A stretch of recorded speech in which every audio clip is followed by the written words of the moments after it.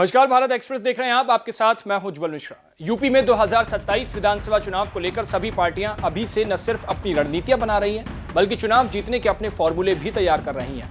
UP में फिलहाल मुख्य मुकाबला समाजवादी पार्टी और बीजेपी के बीच माना जा रहा है। इसी बीच तमाम नेता अपने अपने जीत के दावे भी कर रहे हैं। यूपी के उप मुख्यमंत्री केशव प्रसाद मौर्य ने एक टीवी इंटरव्यू में ऐसा दावा कर दिया जिसे सुनकर अखिलेश यादव के भी पसीने छूट जाएंगे। केशव प्रसाद मौर्य ने भविष्यवाणी की है कि 2027 के चुनाव में सपा अर्धशतक भी नहीं लगा पाएगी और भारतीय जनता पार्टी 300 से ज्यादा सीटों के साथ सरकार बनाएगी।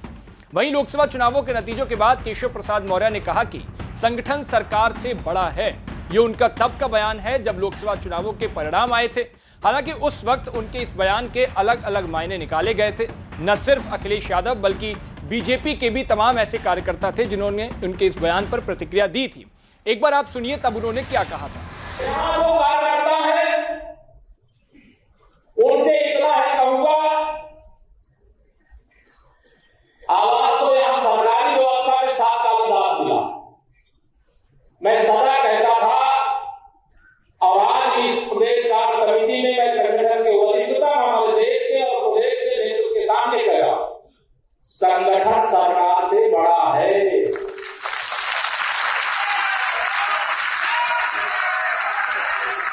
संगठन से बड़ा कोई नहीं होता है।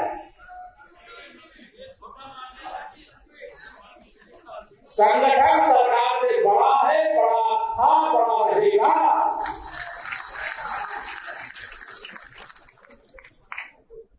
भारतीय जनता पार्टी के कार्यकर्ता के नाते यहां जितने भी मंत्री परिषद के सब हमारे वरिष्ठ साथी लोग भी बैठे हैं। 7 कालिदास मान का दरवाजा। मैं अपने को हमारी तावड़ी जी बैठे हैं, हमारी अरुण जी बैठे हैं, हमारी रेखा बहन जी बैठी हैं, राष्ट्रीय नेतृत्व हमारे किसान मोर्चा के राष्ट्रीय अध्यक्ष जी बैठे, हमारे राष्ट्रीय मंत्री जी बैठे, सबके सामने कहा मैं उप मुख्यमंत्री अपने को बात मानता हूं, भारतीय जनता पार्टी का कार्यकर्ता पहले मानता हूं। और सबसे जो भी किसी जिम्मेदारी बैठे, चाहे वो उपमुख्यमंत्री के नाते, चाहे मंत्री के नाते, चाहे विधायक सांसद के नाते, सबसे जो जनप्रतिनिधि है उनसे यही अपेक्षा है। हम पहले कार्यकर्ता रहे कुछ बनते क्या नहीं, इसे सभी कार्यकर्ताओं को मान सम्मान दें, उनकी समस्याओं का सर्वोच्च प्राथमिकता के आधार पर समाधान करें। अब उनके इसी बयान को लेकर जब एक बार फिर उनसे सवाल पूछा गया तो उन्होंने कहा कि मैंने जो बयान दिया था उसका परिप्रेक्ष्य सिर्फ इतना था कि सरकार और संगठन दोनों एक दूसरे के पूरक हैं। संगठन नहीं होता तो चुनाव कैसे लड़ते, चुनाव नहीं लड़े तो सरकार कैसे बनती।